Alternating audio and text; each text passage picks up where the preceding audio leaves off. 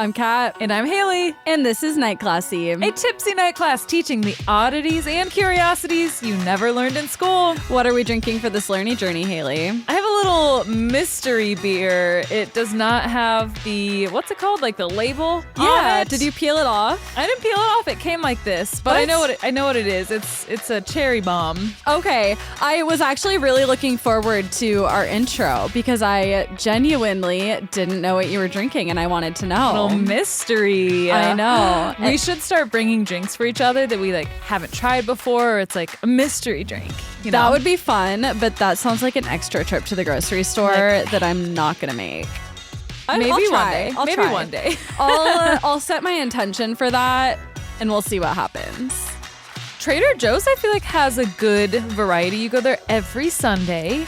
That's true. I do need to go this Sunday. So, and I can just, I don't know how long I can get add-ons to my every plate, like ferment some bread, make my own beer. What are you talking about? Please don't bring me a home brewed fermented beer from bread. I'm going to try and stay out of the grocery store for as long as possible. I'm going to see how many mystery alcoholic drinks I can bring for you.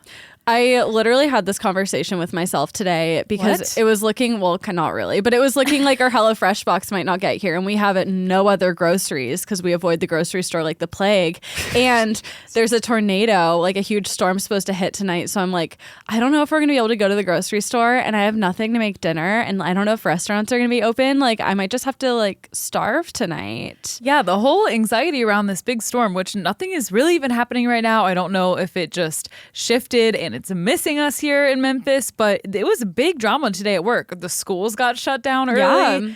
And for what? I got to come home 2 hours early, so that's for what? Wow, they made us stay. We had to stay till 3 still. Is so mean, but usually I have to stay till 4, so the fact that you get to go home at 3 every day negates the fact that I got to go home early. I'm totally happy for you.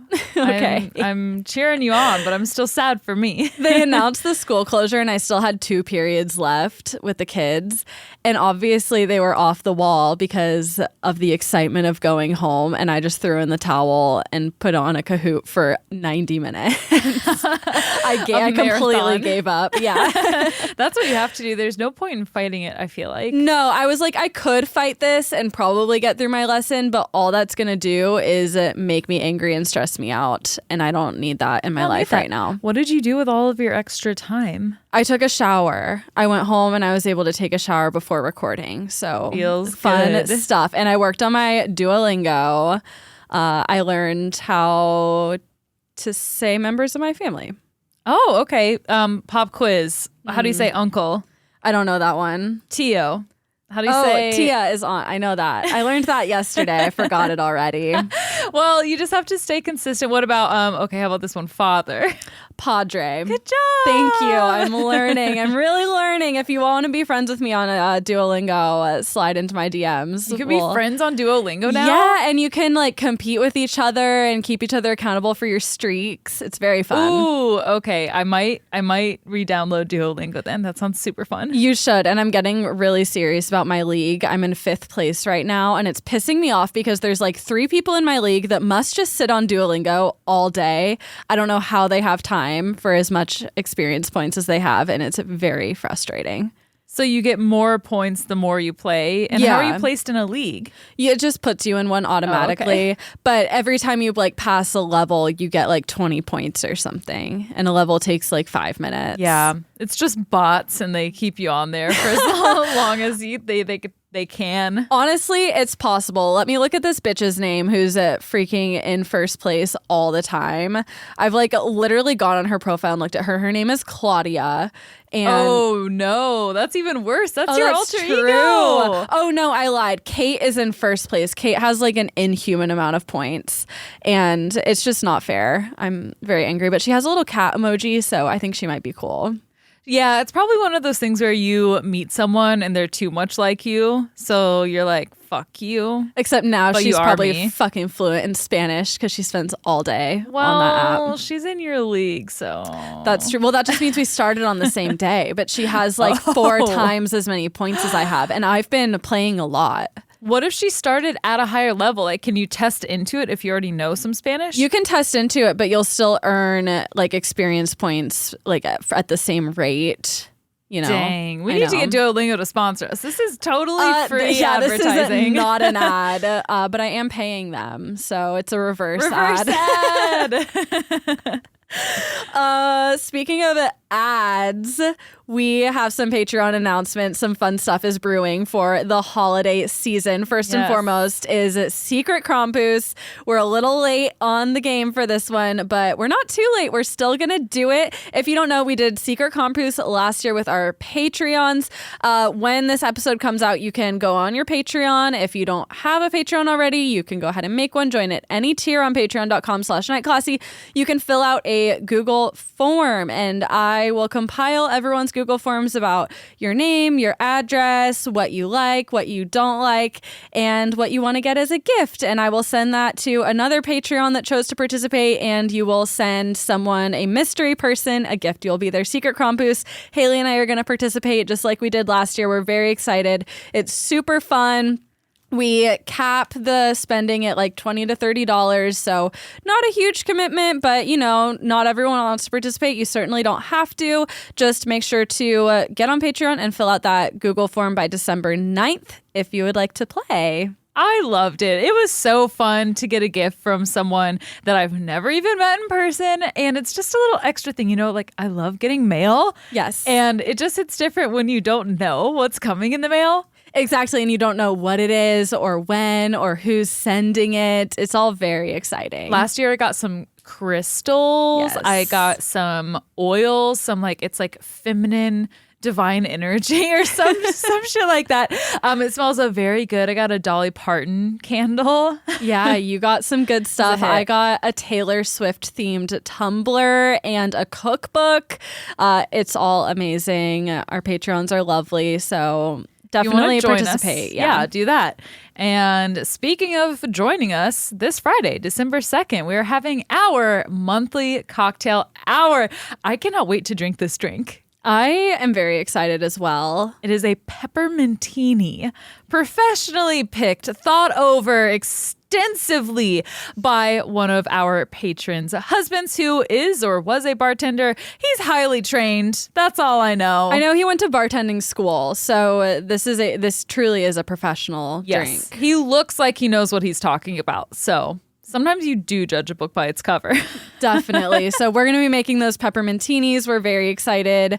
Join us at 7 p.m. Central this Friday. I don't know what date that'll be. December 2nd? Yes, Did you already December say that? 2nd, 7 p.m. Central, babes. And we will see you there. And Alec and I made we've been watching a lot of Christmas Hallmark movies. Like, we have it on that is your all fucking the time. jam. I don't know if we haven't talked about this on the show yet. I don't think we've compiled a bingo game.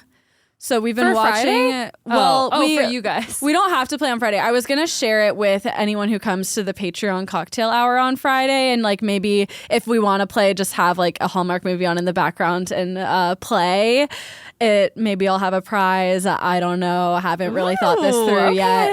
I like it. But it was very fun. We played with Alex's family the other night, and it was a ball. Who won? Hadrian, I think. Yeah, that makes sense. I feel like he just wins. Types of He's things. just lucky. Just a little winner.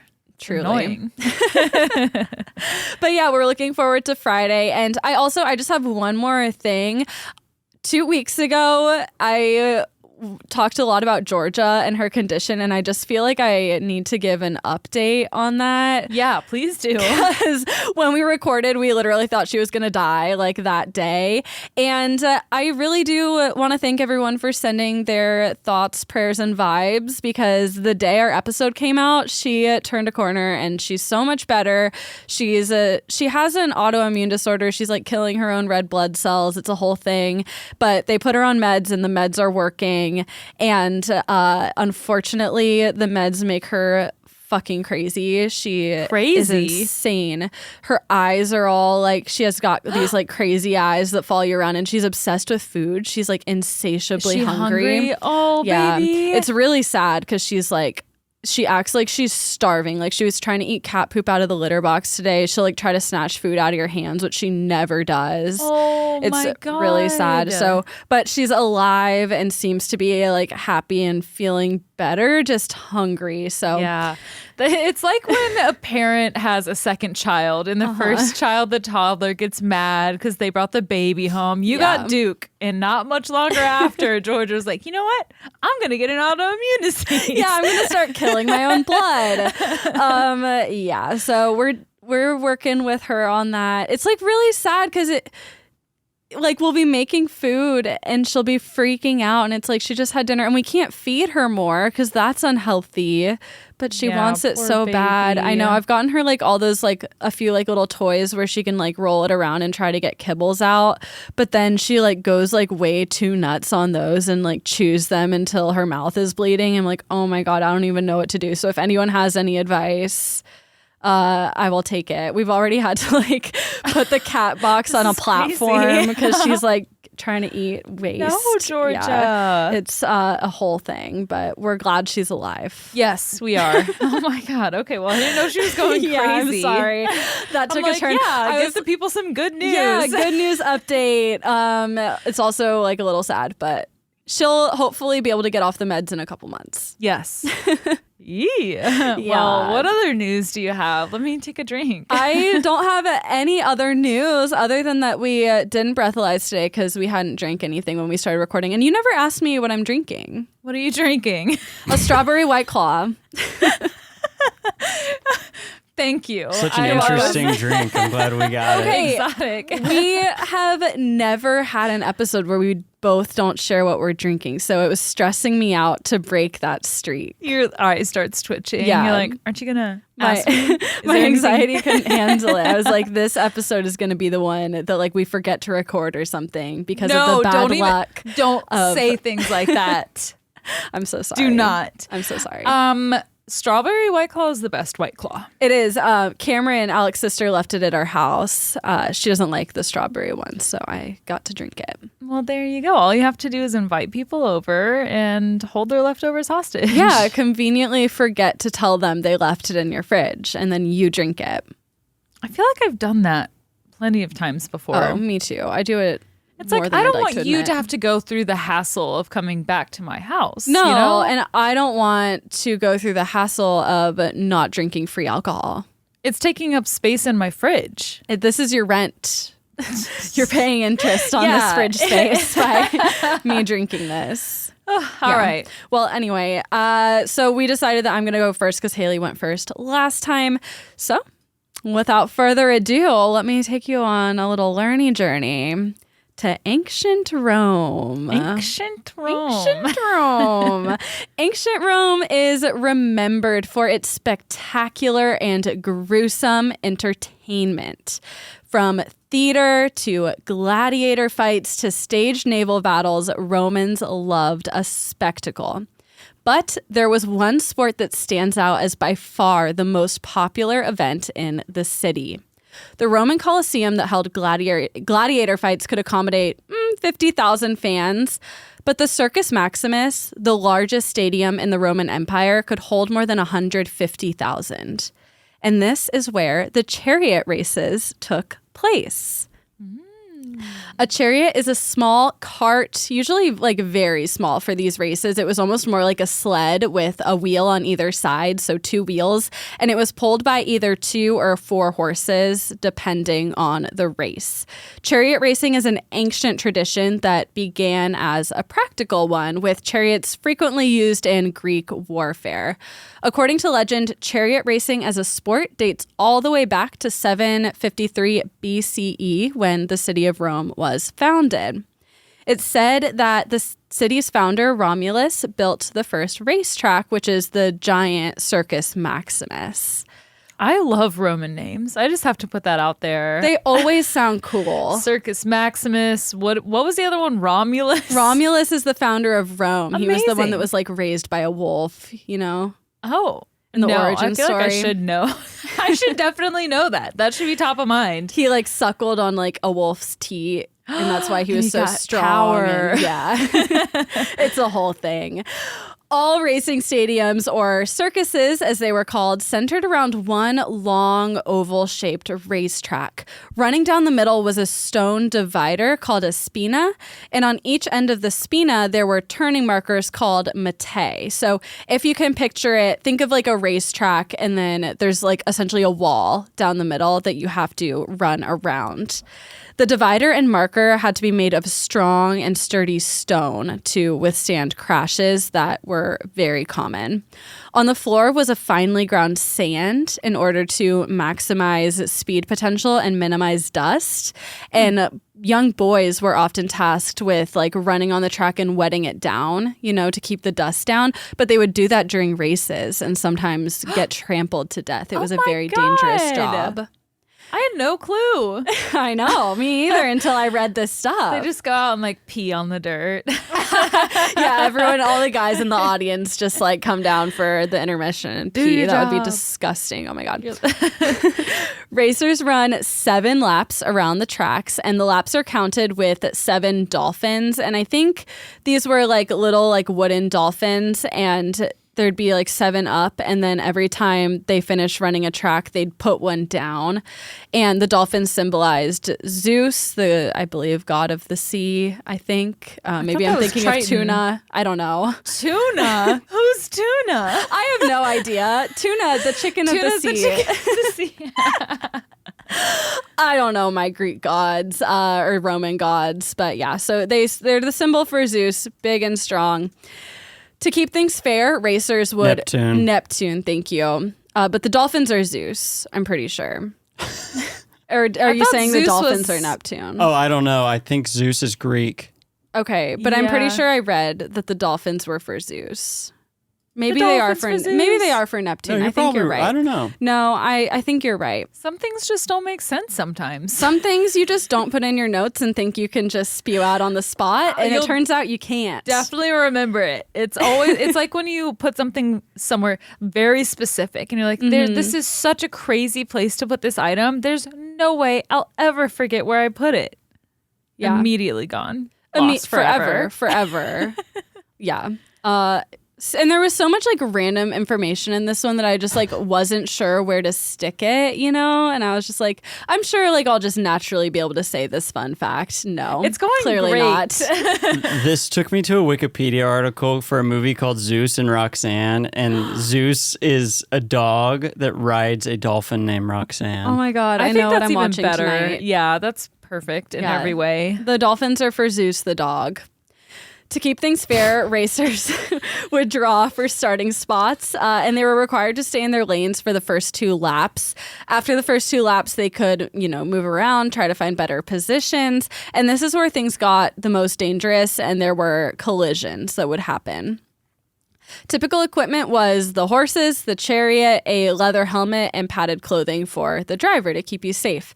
Chariot races were lavish events, and the driver's clothes and chariot would often be heavily decorated. The horses would have like ribbons and jewels braided into their manes. Just plastered with ads for M&M's, Mountain Dew. It's the precursor to NASCAR. I was wondering if there would be like advertisements on the chariot carts. I don't think there were. Dear Google, when was capitalism invented? But like I feel like even back then, like there'd be advertisements in the stadium, right? Maybe not. I don't know. I think maybe if I had to think of what would be on there, maybe propaganda. That's true. Like for the emperor. Rulers, yeah. Yeah. And like what did they even buy back then? Like bread? You dye for clothing could be very expensive. Fabrics. Mm-hmm. But it's not like there was one conglomerate that was in charge of like had a monopoly over certain products or anything then. So that's what makes me think that it would be. But like there had to have been big companies, right? Maybe not. Maybe that's I don't just think so. Industrial revolution thing. I really have no idea. How could there be a big company in ancient Rome? What do you mean, how could there be a big company? In ancient Rome. Well, we'll talk about some of the big racing companies. So, they definitely existed. I just don't know any of them. Yeah, it says gladiators used to have product endorsements and would sell products that sponsored them. Yeah, that doesn't surprise me. So that's why, I was actually wondering about that. When I think of big company, I think like international holdings. Well, think of they were doing international trade. The Roman Empire was huge. Yeah. I just picture it differently. I guess you do. I don't know how I can change your view on this. I'm so sorry. Drivers also carried a curved knife, and the knife could be used to slash at other drivers that got too close, but its main purpose was to cut yourself free from the reins in the event of an accident, because what you would do is wrap the reins around your torso so you could use your weight to help turn the horse for better control.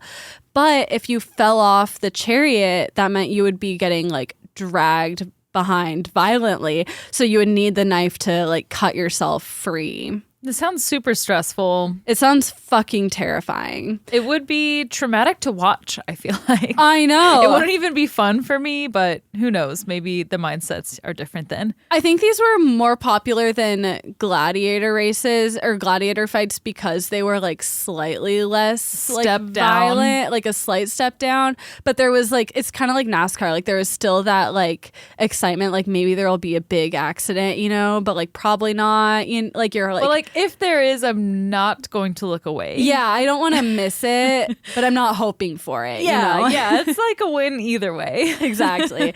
Yeah. And there were two different types of chariot races, those with 2-horse teams called bigay and those with 4-horse teams called quardigay. The 2-horse teams were the smaller events. They were less prestigious. Usually the charioteers were younger and less experienced. They were typically the ones, just starting out. They hadn't gotten their stripes yet. And these guys were called the Auriga. Most of the day, though, was dedicated to the 4-horse races manned by the experienced, successful racers called agatatos. On a typical race day, there would be 24 races. That's a lot of racing. A lot of races. A lot of dirt to wet. Mm-hmm. Lots of dirt to wet. Lots of horse poop to pick up. Lots of blood spilled on those Were they stones. often very violent, or was that an outbreak type I think they often, I don't think there were often people drivers fighting each other with knives, but I think collisions were pretty common. I mean, I could see that. These chariots do not look stable. No. I've never seen a chariot and been like, damn, that is a well-built chariot. No, they were super small, and so most of the races were the normal 2 or 4 horse races, but there were also spectacle races that were pulled by 10 or 12 horses at a time, and I think they may have all been abreast. So these, I think, were the ones that sometimes got really dangerous because it was just pushing it to the max, and not a good idea. Daredevils. Truly. Not I. There were also other races, just regular horse races. They'd also do mock chariot battles, kind of just more theatrical than anything else. The whole day was really a big spectacle. The races were an elaborate ritual that incorporated Roman religion. The event would begin with a sacred procession that traveled through the city streets and to the stadium. It included statues of Roman gods, dancers, musicians, religious personnel, and the chariot drivers themselves. Many spectators watched or traveled with the parade. And this made me think, we still do that with sports teams today. I used to go to a lot of Seattle Sounders games, and there was always the march to the match, and you'd walk through the streets to the stadium. Yeah, I say yeah, but I don't know. Oh, okay. Well, I don't know about sport things. I'm pretty sure with most major sports, at least I know for sure with soccer, I imagine probably for football as well, you walk through the city with all the fans before the match. I think. I have never heard of that. I could see Really? it for soccer. Maybe it gives me soccer vibes for sure. Yeah, soccer fans really like their like chants Community and and- ritual. yeah. Yeah, like it's definitely a thing for Seattle Sounders games. I just believe assumed you. it was a thing for everyone. Maybe it's not.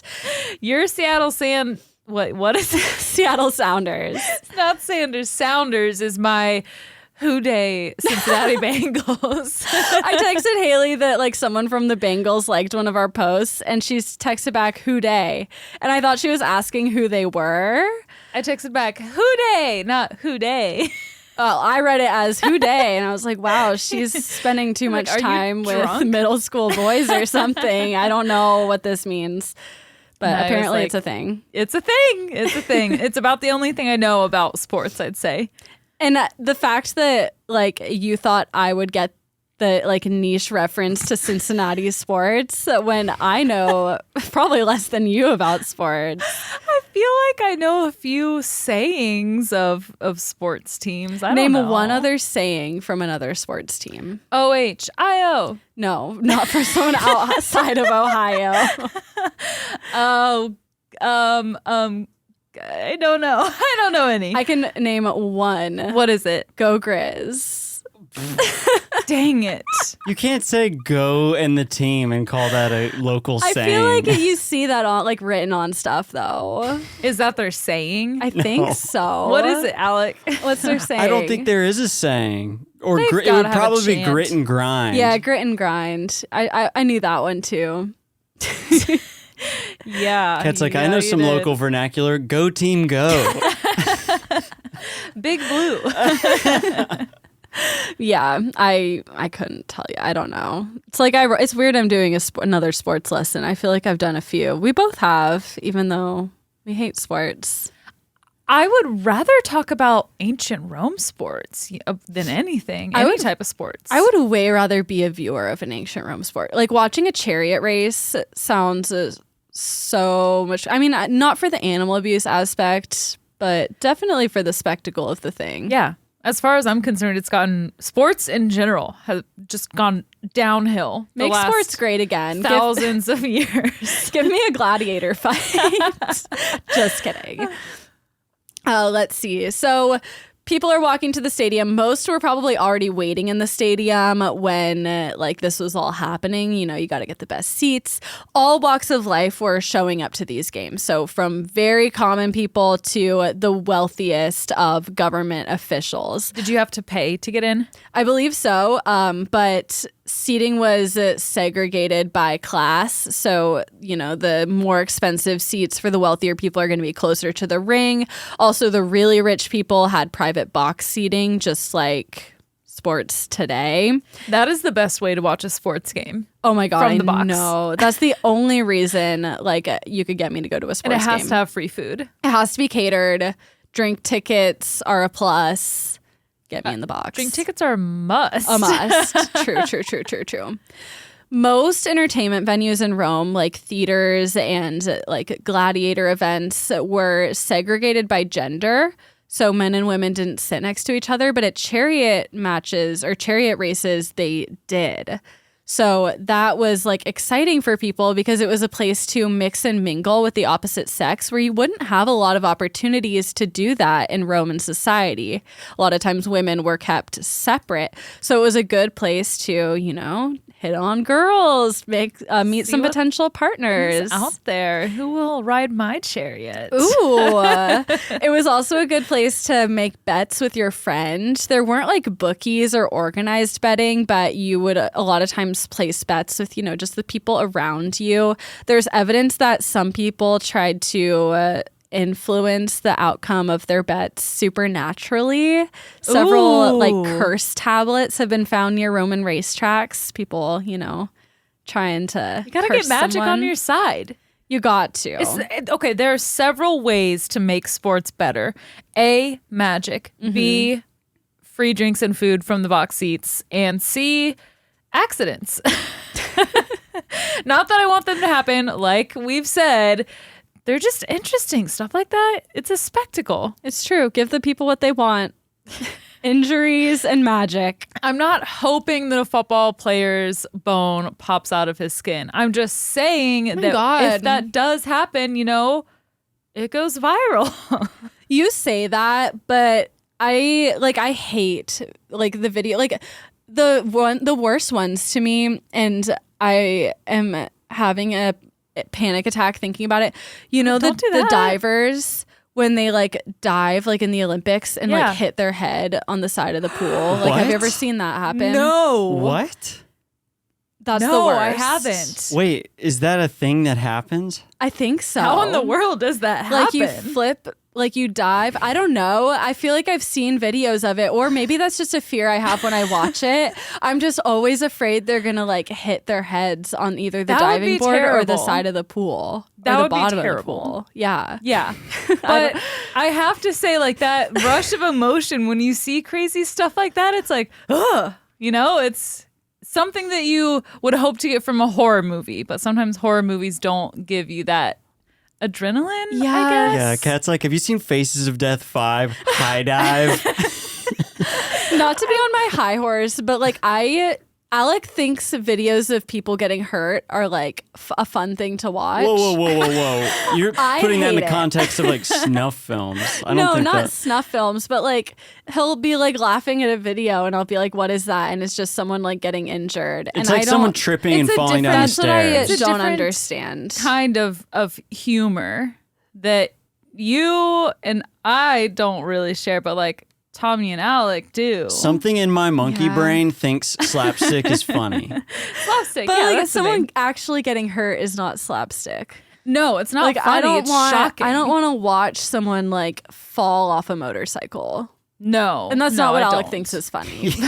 Yeah, this is painting quite the picture. And let me also say, I don't enjoy watching accidents happen. Of course if that's not. how it was coming off. No, and it doesn't come across that way. But I think the threat of danger, there's definitely a thrill in that.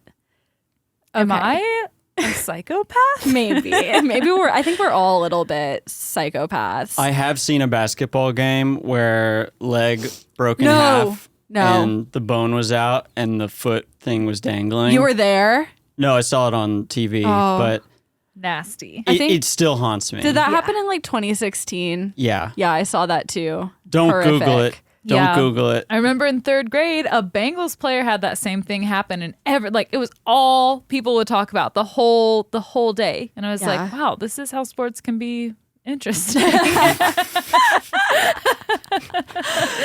All right. Well, moving on.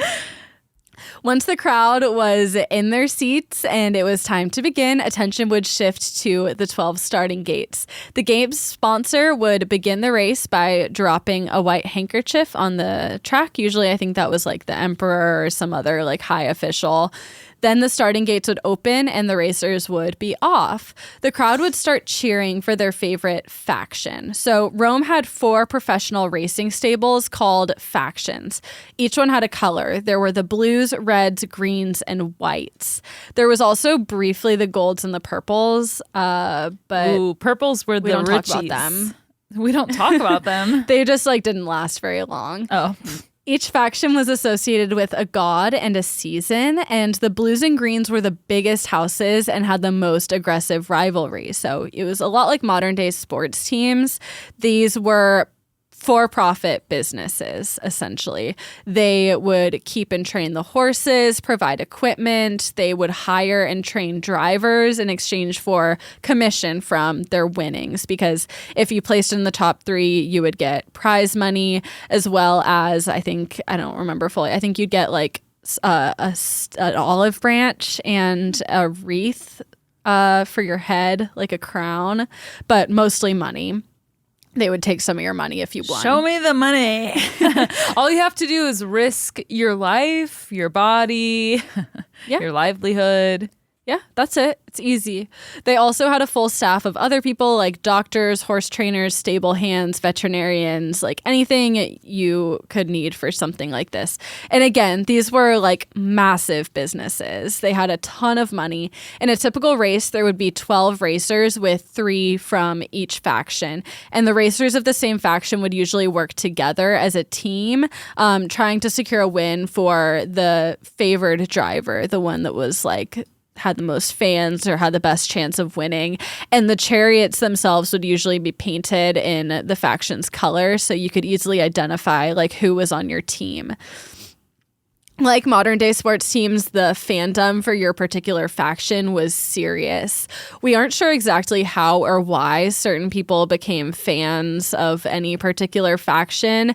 It's thought that maybe like certain factions represented particular trades or neighborhoods, you know, like you're rooting for your neighborhood team or whatever, or like the more blue collar team if you're more of a worker, the more aristocratic team. We don't know for sure. There's no written records of what these represented. It'd be so interesting to know what the overarching theme, if you will, of each team was. Like I really want to know how you became a fan. And I think a lot of the drivers had like a big celebrity kind of personality, so maybe you just have like a favorite driver and then that's your favorite team.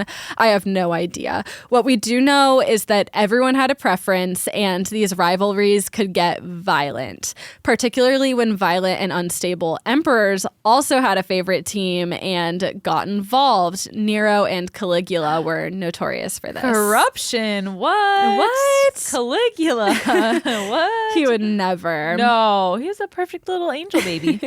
Sometimes sporting disputes ended in riots and mass deaths, the most infamous being the Nika riot. In the 5th century AD, unstable political power led to just an overall ramping up of tension in the cities, which bled into sporting rivalries, particularly between the green and blue factions. Government officials were like, we can't have this. There's like way too many fights. It's getting really aggressive and violent out there. So they decided to make an example to try to crack down some of the chaos caused by fans. They ended up sentencing several members of the blue and green factions to be hanged. Whoa, that is a severe punishment. Yeah, for like causing disturbances at like these sporting events. Yeesh. So they tried to hang them. However, the execution was botched. They ended up surviving. 2 guys, I don't know if that's everyone they tried to hang, but 2 survived. How traumatic. I know. So they tried to hang them, and then these guys ran away to a nearby church, and they sought refuge in the church. The church took them in, but the church was then quickly surrounded and put under guard by the government. They're like, we're going to like keep you in this church essentially because we still want to execute you.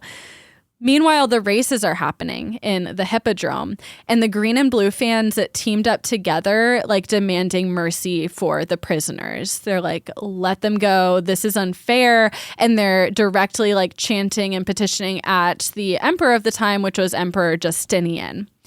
He refused. He's like, no, we're still going to execute them. They're my prisoners. You can't have them. I get to imprison them as I please, or not even imprison them, kill them. Botch their executions again. So he was like, no, we're still going to do it. That's when the crowd rioted. They set fire to the streets of Rome and eventually the Hippodrome itself.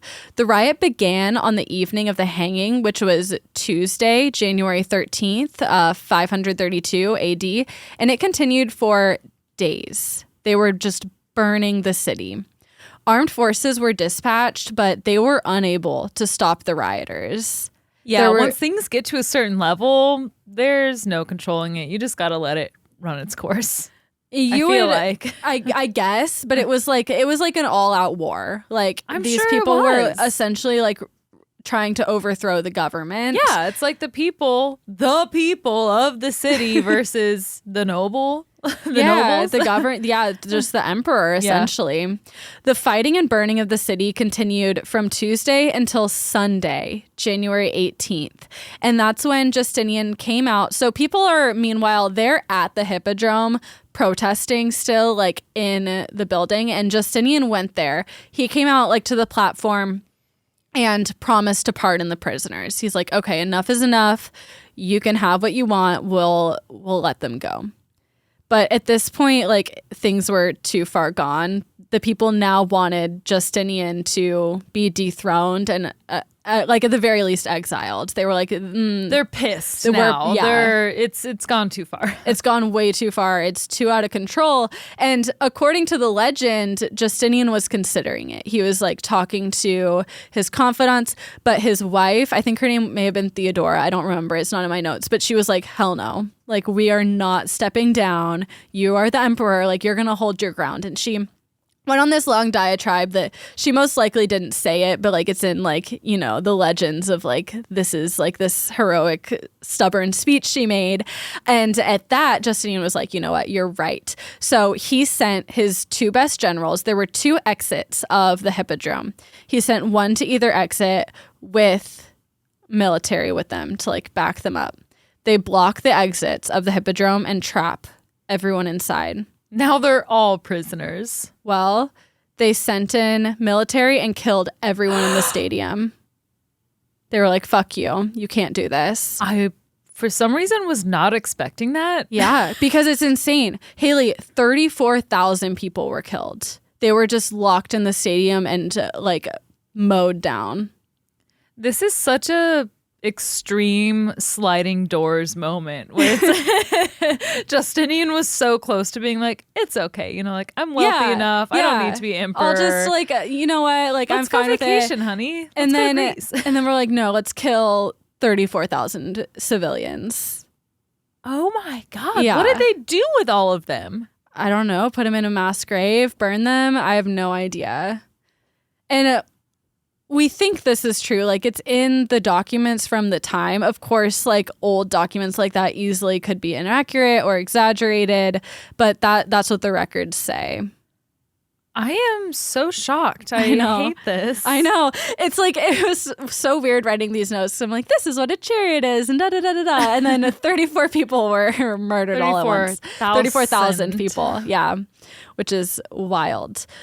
So this is obviously an extreme example. It's the most extreme example of like danger surrounding these chariot races. Usually chariot racing, though, was only dangerous for the drivers and, of course, probably their horses.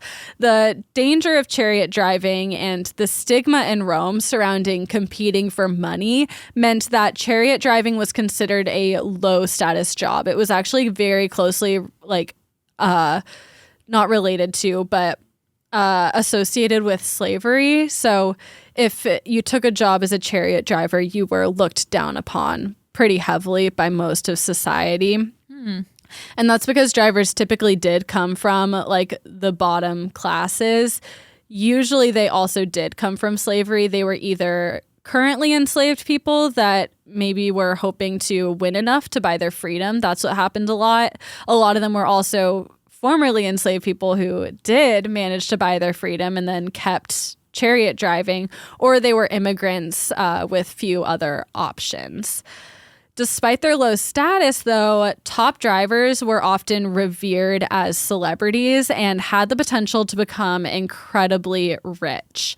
The most successful chariot driver was a Lusitanian Spaniard named Gaius Appuleius Diocles. Again, amazing names. Truly. So creative.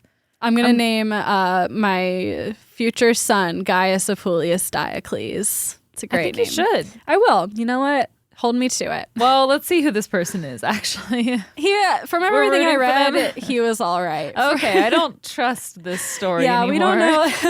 We don't know for sure. I mean, he was a man in ancient Rome, so he probably wasn't great, but he did win a lot of money. So he started his career out. He drove for a short time with the Whites and then the Greens before ultimately joining the Reds, and he drove for them for most of his career. These are the factions like we talked about. Yeah. Diocles raced for 24 years and won a total of 35,863,120 sesterces.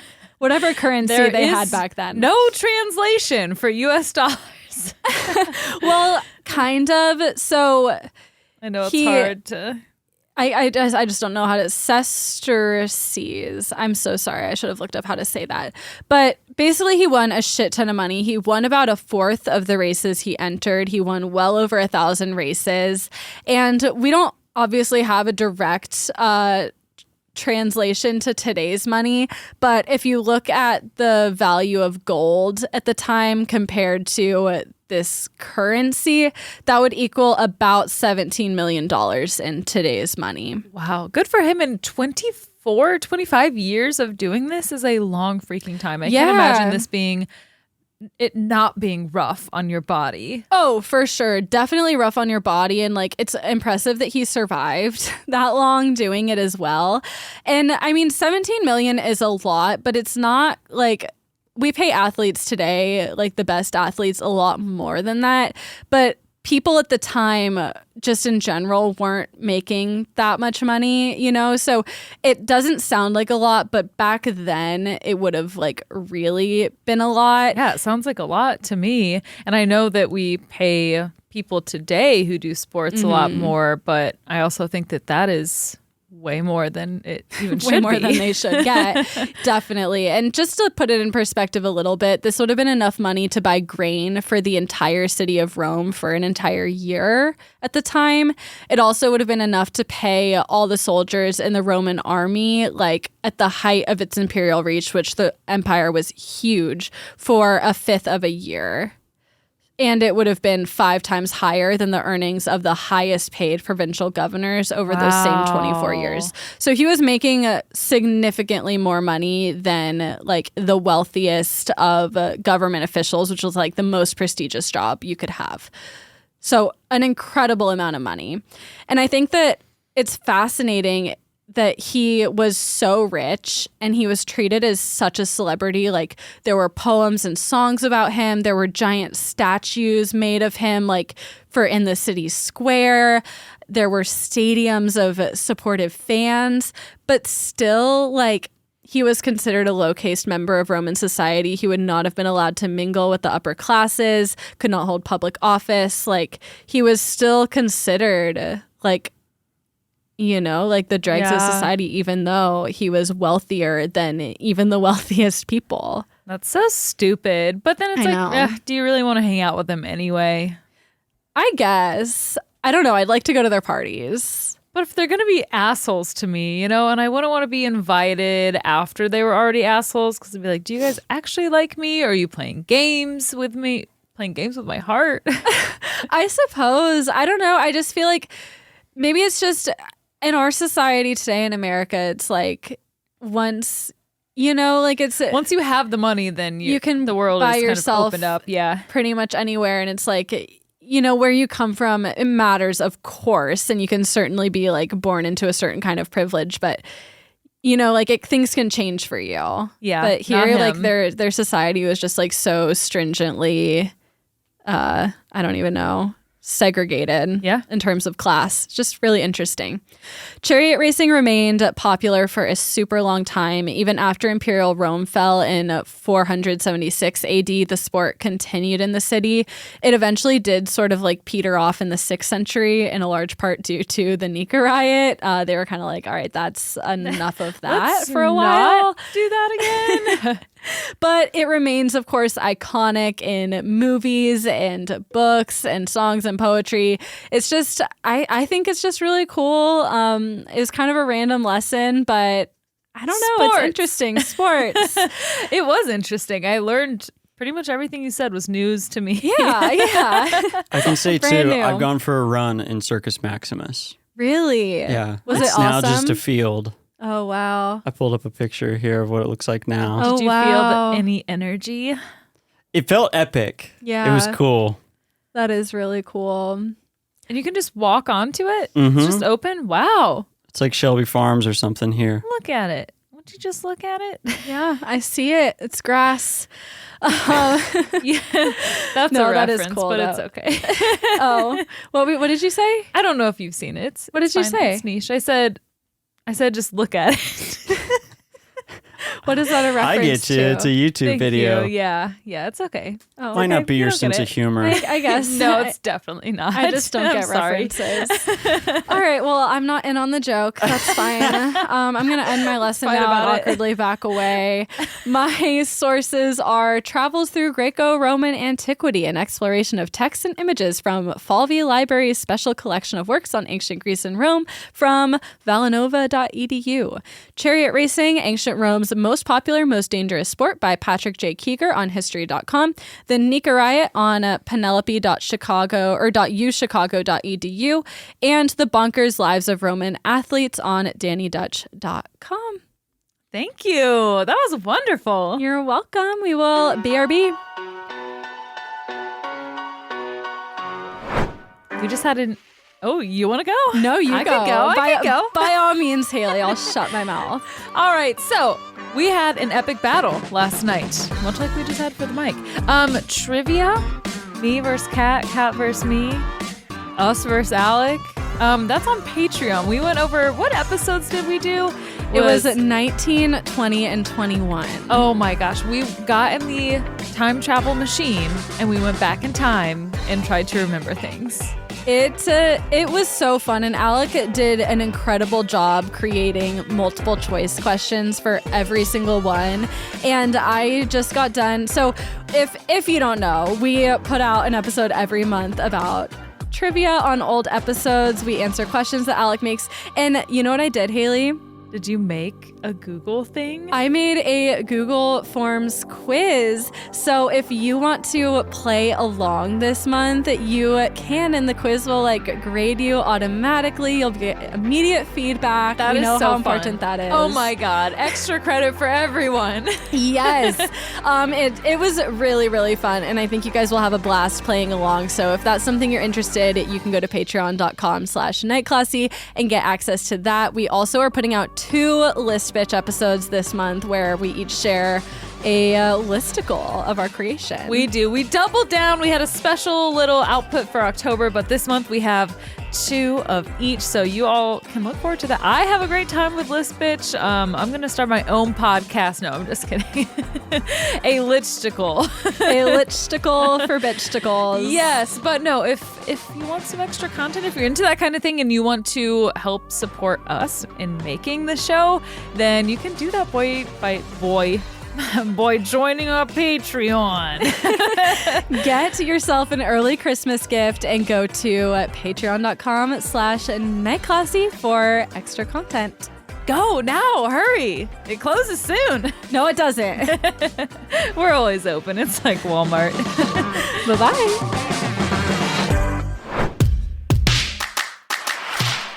Welcome back. I'm going to take us on a learning journey. I'm ready for a learning journey. I haven't drinking any of this White Claw, so I'm ready to throw it back. Get started. A little shake off. Get that energy pumping. Let's go. I'm ready.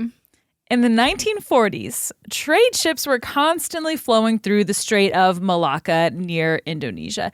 And somewhere around 1947, 1948, we're not totally sure, but somewhere in there, 2 American or maybe Italian ships, we're not sure about that either, but they picked up a signal from another ship. A crackly voice croaked out over the radio, and it said, "All officers, including captain, dead. Lying in chart room and on bridge. Probably whole crew's dead. I die." Oh, God. What the fuck? And then in Morse code, there was an indecipherable message before a final spoken message over the radio in the same voice saying, "I'm dying." And then nothing. Okay. They were able to triangulate the signal with the help of the 2 ships and the UK monitoring systems. So they sent a rescue team out. The rescuers went out where they thought the boat would be, and this journey apparently took them until the next day. But when they arrived, they saw the ship, the SS Ourang Medan. It's a 40-year-old, 5,000-ton cargo steamer ship. Ourang Medan means man of Medan in Malaysian, and typically ships are women. They're girls. But this name breaks that mold, and many point to this as the source of its misfortune. It's cursed. Definitely cursed. The SS Ourang Medan was slightly swaying in the ocean when they came up to it. There was no steam still coming out of the smokestacks, no cries for help to be heard. The rescuers called out with their megaphone from their ship, but there was no response. Ooh, ghost ship. Ghost ship. There's almost nothing creepier than a big ship. Yeah, and knowing that there's that big ocean underneath you, and if you go down, I wonder what the odds are now of surviving a ship sinking. I think it depends on where you are, but it's not something I ever want to test out. Absolutely not. And then you're just surrounded by water that you can't drink, and you have to swim. You have to just keep swimming, which is fine for Dory. It's cute in Nemo, but you don't want to just keep swimming. I would drown literally in 5 minutes. I can't. I can't tread water. You can't? And I also can't float. Oh my God. I'm so sorry to hear that. I feel like you could if it was survival. I don't think you're trying hard enough. I don't think I can. I try. Huh. I sink. Got rocks for bones. Yeah. The Ourang Medan was carrying a 23-person crew, including a captain, several workers native to Indonesia, and there's no information about what cargo they were carrying or where they were headed. The rescue team climbed aboard the Medan to find the corpses of the crew and one dead dog. One body was by the radio, but none of the bodies appeared battered or subject to any violence, but the energy was just off. Apparently, their bodies looked like they were convulsed and their expressions were twisted. Ew, is this real? We don't know. Okay. Spoiler alert. We'll go through different theories, but as I told you before recording, this is my Blue Adept episode. I started out with one source that I was like, oh my God, this is crazy. And then I was like, oh, well, this is what we're doing this week.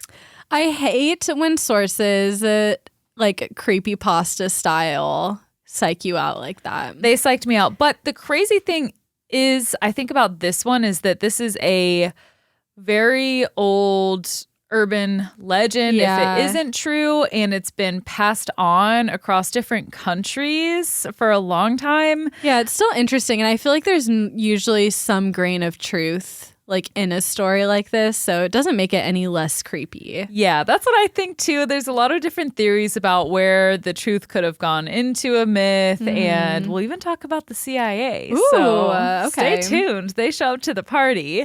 So their bodies are all weird looking. Their faces were described to have looked like Medusa froze them herself. Their eyes were wide open. And their expressions were still on their face, even though, you relax a little bit when you die, right? I would think usually. Yeah, they went just instant rigor mortis. Even the dog looked like he was mid-snarl. Ooh, I would hate that. I know. There was no indication of what scared the crew so much or what killed them. As the rescuers started to inspect the bodies further, they also noticed that there was one lifeboat missing. As they start to investigate the lifeboat and look around the ship, it wasn't very long. They were ordered to get off the ship immediately. Someone who stayed back on the rescue boat noticed smoke beginning to billow from one of the Medan's smokestacks. No. And it seemed to be catching fire. So the rescuers scramble off the ship. They barely make it off, and they're watching from their own vessel as 4 explosions erupt from the Medan. Flames engulf it, and it sinks to the depths of the ocean. What? It's real. No, I don't know. The Ourang Medan has never been recovered from the bottom of the ocean, but there also have been no attempts. And this is a very deep part of the ocean. It goes down 3 miles. So as I said before, the story has been told and retold. Some think it never existed to begin with, but I'm going to go over how the story actually became what it is. And the first point is one does not simply appear or just disappear. You know, it had to have come from somewhere.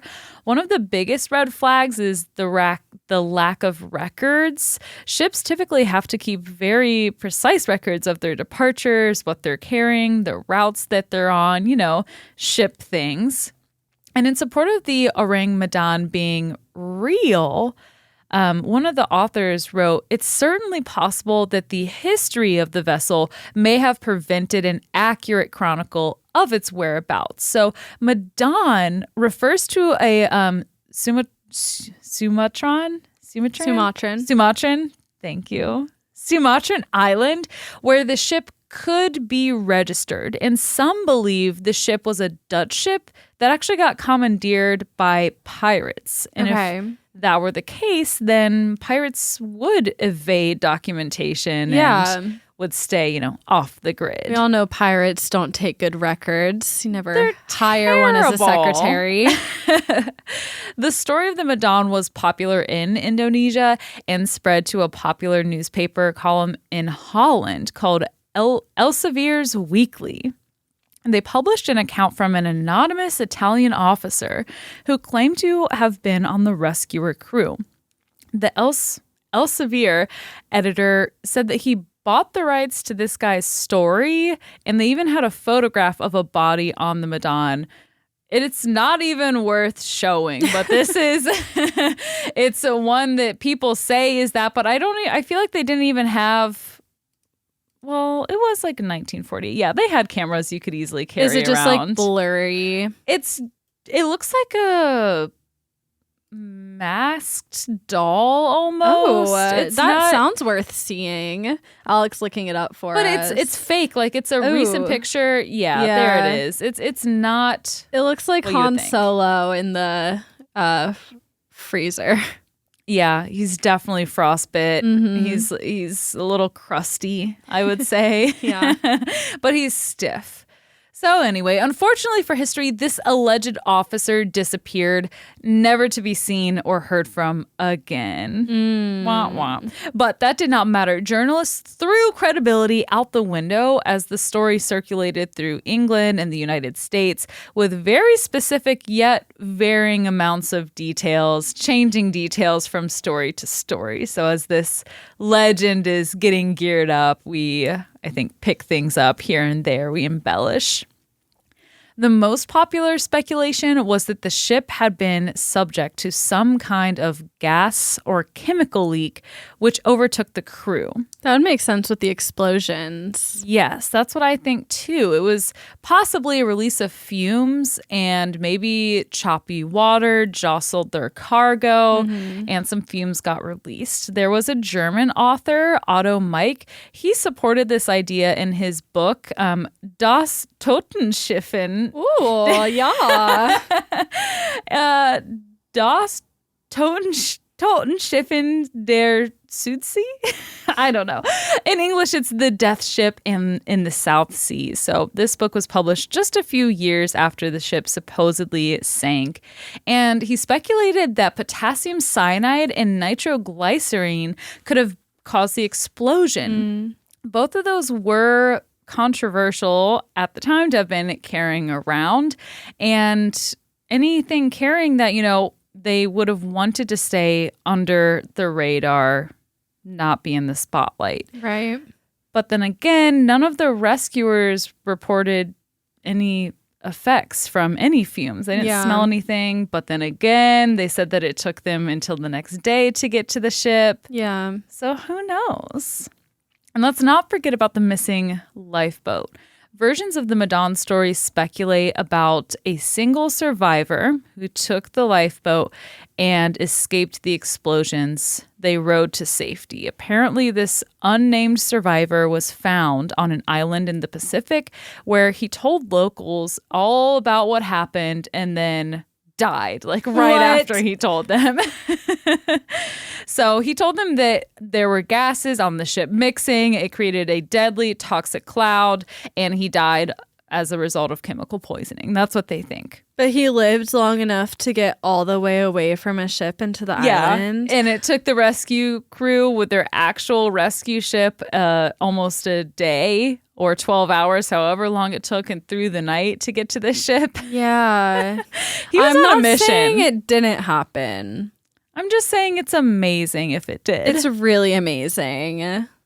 And you know what? I'd probably die too after rowing that fast. The ability for humans to persevere and just really latch on to life, it's inspiring. Yeah, we should make a statue of him. Memorialize this amazing feat. We should get the guy who looks like Han Solo. That's what we should make the statue of. Maybe it's him. That's a conversation piece. Yes, that's him after he died. They preserved him in salt or something. Yeah, why not? Nice. So they haven't found the actual shipwreck, but there's one detail that might give us a lead for solving this mystery. This guy named Silvio Scurley, he was a journalist. And supposedly when the one survivor washed up on shore, he told the missionary who found him, who told Silvio, this writer, about the story. In other versions of the story, this writer guy, Silvio, is the one who discovered the sole survivor. We don't know. Silvio was the one who told the Dutch news outlet about the ship in the 1940s, and it's suspected that he was also the one who spoke it into existence for all the other news outlets later in the 1940s. And now they think that maybe he's just making this all up. It's amazing how back then you could just make up a lie and tell it to a news source and they'd print it and it would just everyone would believe it. They're going to take your word for it. Yeah. Because how are you going to prove it? It's the perfect lie. It makes me think of the refrigerator cat story. It's Absolutely. This is such an insane story. No one would believe this if you didn't have any evidence. But you could just do that. You could just call your buddy at the newspaper. Yeah. Yes, so we don't know. Is it Silvio to blame for the legend or to thank him for preserving some semblance of something that could have actually happened? Or just thanks for a fun story. It was an original creepypasta, it sounds like. Truly. There are some other theories. Some people point to extraterrestrial events. Conspiracy theorists point to a CIA document mentioning the SS Ourang Medan as possible proof of the ship's existence and perhaps a cover-up. Ooh, it's always a cover-up. Always, because the government is always governmenting. Governmenting. Government's going to government. The letter was declassified in 2003, so quite a while after this initial shebang. And it told the story of the Ourang Medan. The author wrote, quote, "I feel sure that the SS Ourang Medan tragedy holds the answer to many of these airplanes and unsolved mysteries of the sea." They go on, they talk about the whole story. It's 2 pages long. He cites sightings of fiery spheres rising from the sea with reports dating back to 1067. And all of these Ourang Medan truthers, if you will, they fail to see that this letter, you can literally look at it. It's one of my sources from CIA.gov. It was a letter from a citizen sent to the CIA. Yeah, just a random crazy person. They're like, can you look into this? I think you should. I think this is a serious... And they're talking about fires from the sea. Yes. Can't that sometimes be a thing if gas bubbles up from the ocean? Yeah, it can be. I think they're going an extraterrestrial route. I'm not really sure, but that is something that these conspiracy theorists around this topic really hold up as evidence, but it was no inner CIA type secret. Okay. Unfortunately. But they're like, but it was classified. Turns out they classify everything. Yeah. So okay. You know what? I can see it. I do like the theory that aliens come from the ocean. Me too. I think I'm halfway on board with this plan. I could get with that. The Ourang Medan truthers posit a government entity could have been smuggling hazardous materials on the ship, and they wanted to make sure there was no report of it. Yeah. If a government was doing some shady shit, they'd want to keep it under wraps, especially World War II had just gotten finished with. True. Or even if they were transporting things that they were allowed to transport, but doing it unsafely or improperly. and it resulted in everyone dying. Cover it up. Yeah, they're getting practice for all the other scandals. In support of this theory, truthers also suggest that the ship had a different name when it initially left the port that they loaded it on, and then they changed its name. They just painted over it while they were at sea to disguise its true identity. That sounds hard. I thought so too, but then I'm like, what are you doing all day? You could paint upside down if you really wanted to, right? I don't know. I was imagining them like in a harness, like with a rope, like belaying down the side of the ship at sea. Oh my God, to that'd be so terrifying. Yeah, I can't imagine anything more scary. And they didn't have a harness. They just had to like wrap a rope around themselves. Raw rope. Yeah, no, I could not. One time on a cruise, I went on this huge rock climbing thing. It was just this very skinny thing that went up way high, and I got about halfway up and I totally chickened out. I was like, get me down, and I just like backed off and like, what is it called? Parlayed off of it. Belayed. Yeah. Parlay. What does that even mean? Isn't that like a pirate thing? It sounds like a pirate thing. I belayed, parlayed, parfait. I want a parfait any day. Where was I here? Okay, so maybe they painted it. We're not sure. Some think that the Ourang Medan was actually carrying an extremely toxic nerve agent called sarin, which blocks neurotransmitters that signals your muscles to relax. They think that this could explain why they were all deceased and they looked contorted and frozen in pain. Ooh, imagine like your muscles cramping to death. And then you just have to let them cramp until you stop breathing. You die. Oh my God. I keep getting like foot cramps in the bridge of my feet at night. Oh gosh, stretch that shit. That's bad enough. Imagine your whole body. You need even a banana. Your face. I know. I probably do. Yeah, me too. I need fruit. I thought I turned 25 and I was going to eat fruit all the time. I think I was manic. I can't remember the last time I ate a fruit. Sometimes when I bring apple slices to the horses, I'll eat one if I'm really hungry, but that's it. Yeah, it's like convenience, Yeah. You're bored, you're hungry. You're not bored. I'm not a fruit person. I'm more of a vegetable person. I like vegetables. I could eat broccoli every single day. Broccoli, spinach, raw, cooked, does not matter. Mm-hmm. Fruit, I could probably eat too. It's more just of like going and getting it. Again, back to the grocery store thing. And you have to go to the grocery store and it goes bad so fast. I don't know. They're spraying it with water. Yeah. And something about it grosses me out. Like I always think there's bugs hidden in this. I don't know. You're a fruit conspiracy theorist. I am. So they think that that's why their faces were all frozen. And at the time, the United States was super interested in chemical weapon research. They think maybe the U.S. commandeered Japanese supplies. Sarin was mass produced by Germany during World War II, and they shared it openly with Japan. They think maybe they could have hired a crew to distance the U.S. from this ship, and maybe the rescue crew wouldn't have smelled it because sarin has no odor and it evaporates quickly. Okay. I think if it is real, that's the best bet. Did you say why they might be carrying that on the ship? Yes, because the United States was interested in researching chemical weaponry. Yeah, and that's a good theory. Yeah. I'll accept that. Where the SS Ourang Medan is said to have been sunk, like I said before, I doubled down on my notes. Here it goes. The water goes down 3 miles. Some submarines can reach these crazy. depths.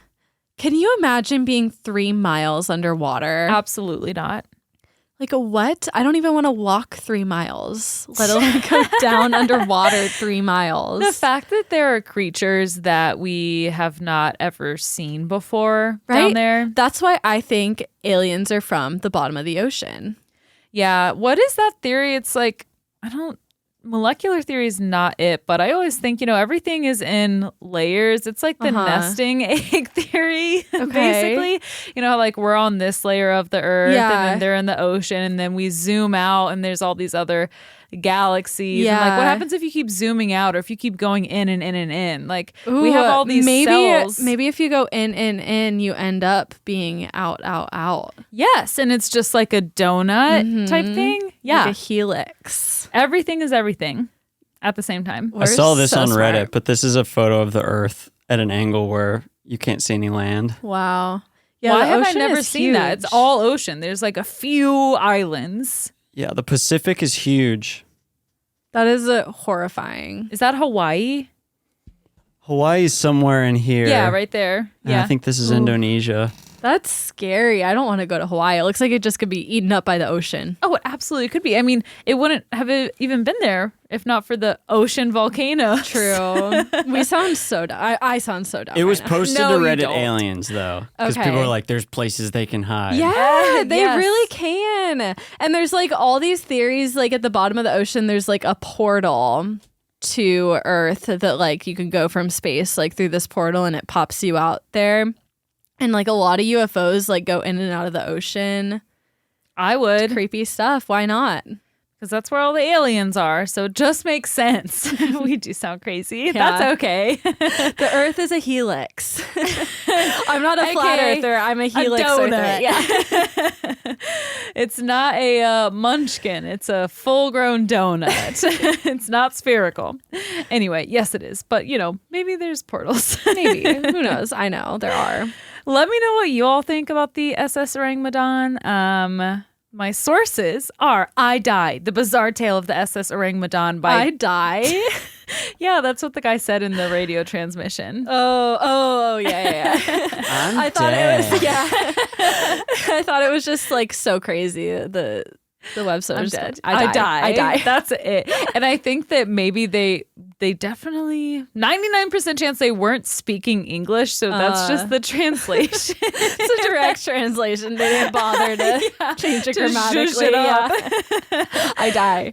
And that article was by Jake Rawson on Mental Floss, which is the one that fucking got me. I should have known Mental Floss. But I love Mental Floss as a source. It's a great starting point. Yes, it is, but they really got me. At first I thought that this was gonna be a different kind of lesson, you know, like 100% real instead of 2%. Yeah. Oh, how the turntables. The Strange Tale of the Mysterious Dutch Ghost Ship Ourang Medan by Alison Trouter on HowStuffWorks.com. Urban Legend or a Horrific Truth, the SS Ourang Medan Mystery and HistoryByDay.com. Tragedy on the SS Ourang Medan. Fact or legend on History Mystery. Ooh, that would be a good podcast. History Mystery. I'm sure it is. Probably. If not, should take their name. Just rename our own podcast. It's my podcast now.